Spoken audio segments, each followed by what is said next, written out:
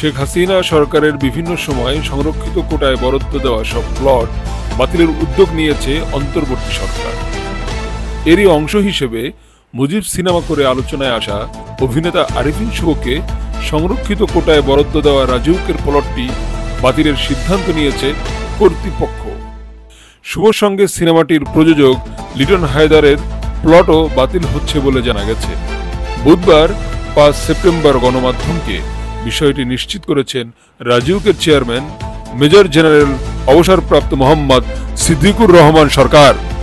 জানা যায়, গত বছরের ২৭ নভেম্বর অনুষ্ঠিত রাজউকের বোর্ড সভায় পূর্বাচল নতুন শহর প্রকল্প থেকে শুভকে ১০ কাঠা এবং প্রযোজক লিটন হায়দারকে ৩ কাঠার একটি প্লট বরাদ্দ দেওয়ার সিদ্ধান্ত হয়।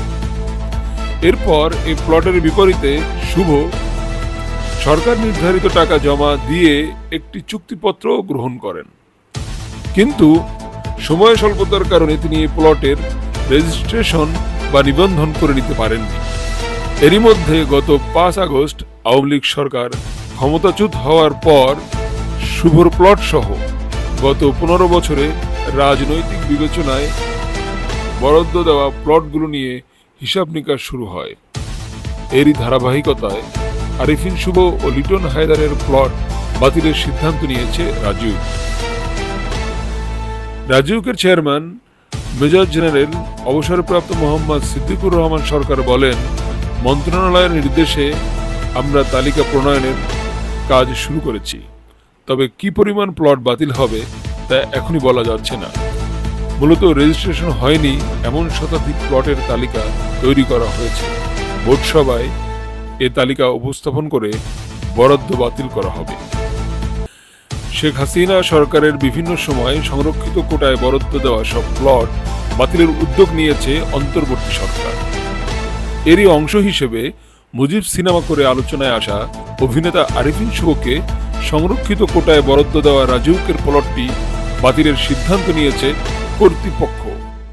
শুভর সঙ্গে সিনেমাটির প্রযোজক লিটন হায়দারের প্লটও বাতিল হচ্ছে বলে জানা গেছে। বুধবার ৫ সেপ্টেম্বর গণমাধ্যমকে বিষয়টি নিশ্চিত করেছেন রাজউকের চেয়ারম্যান মেজর জেনারেল অবসরপ্রাপ্ত মোহাম্মদ সিদ্দিকুর রহমান সরকার। জানা যায়, গত বছরের ২৭ নভেম্বর অনুষ্ঠিত রাজউকের বোর্ড সভায় পূর্বাচল নতুন শহর প্রকল্প থেকে শুভকে ১০ কাঠা এবং প্রযোজক লিটন হায়দারকে ৩ কাঠার একটি প্লট বরাদ্দ দেওয়ার সিদ্ধান্ত হয়।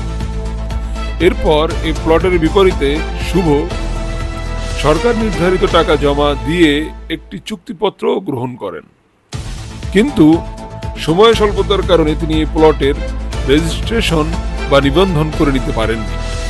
এরই মধ্যে গত ৫ আগস্ট আওয়ামী লীগ সরকার ক্ষমতাচ্যুত হওয়ার পর শুভর প্লট সহ গত ১৫ বছরে রাজনৈতিক বিবেচনায় বরাদ্দ দেওয়া প্লটগুলো নিয়ে হিসাব নিকাশ শুরু হয়। এরই ধারাবাহিকতায় আরিফিন শুভ ও লিটন হায়দারের প্লট বাতিলের সিদ্ধান্ত নিয়েছে রাজউক।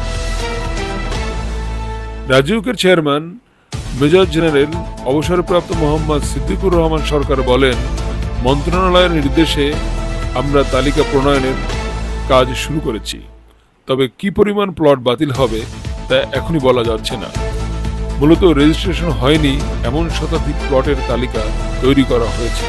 বোর্ড সভায় এ তালিকা উপস্থাপন করে বরাদ্দ বাতিল করা হবে।